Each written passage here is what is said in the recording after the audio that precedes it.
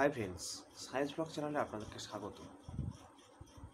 প্রথমে আপনাদেরকে শুভ নববর্ষে প্রীতি ও শুভেচ্ছা জানিয়ে শুরু করছি।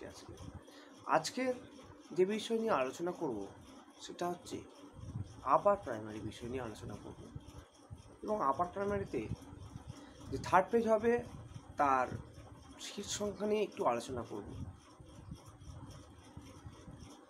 আমি যে আপার প্রাইমারি সংক্রান্ত ভিডিও আগে দিয়েছিলাম, সেখানে আমি বলেছিলাম যে থার্ড পেজ ভেরিফিকেশান অবশ্যই হবে এবং সেই ভেরিফিকেশানের নোটিশ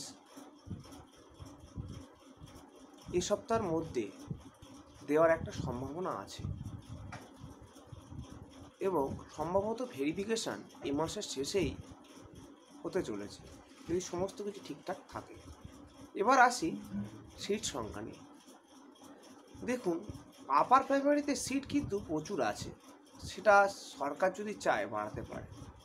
কিন্তু এই মুহূর্তে সেকেন্ড ফেজে যারা অ্যাবসেন্ট ছিল তাদেরকে এবং যাদের হচ্ছে যে সার্টিফিকেট যারা তারা দিয়েছিল তাদের সেখানে যাদের ক্যান্সেল হয়েছে সেই সিটগুলোতে এবং 1:1.4 যে রেশিও মেনশন করার জন্য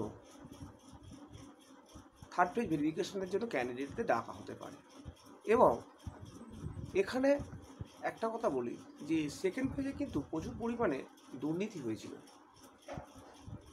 এবং সেক্ষেত্রে দেখা গিয়েছে যে প্রচুর ক্যান্ডিডেট যাদের নাম্বার বেশি থাকা সত্ত্বেও তারা কিন্তু চান্স পায়নি এবং যারা হচ্ছে কম নাম্বার তারা কিন্তু চান্স পেয়ে গেছে। তো এবার থার্ড ফেজে কী হয় দেখা যাক, যে যাদের নাম্বার বেশি ছিল তারা পায় কিনা দেখা যাক। সেটা কি হবে সেটা একমাত্র ভেরিফিকেশানের সময়ই বলা যাবে, যেটা কি হচ্ছে, আগেকার মতো দুর্নীতি হয়েছে কি স্বচ্ছ হবে। তো ফ্রেন্ডস, আসছিল এই পর্যন্ত আপার প্রাইমারি সংক্রান্ত আপডেট। আপনারা যদি ভিডিওটিকে পছন্দ করেন অবশ্যই করে চ্যানেলটিকে সাবস্ক্রাইব করবেন, মধ্যে মধ্যে শেয়ার করবেন এবং লাইক দেবেন। ধন্যবাদ।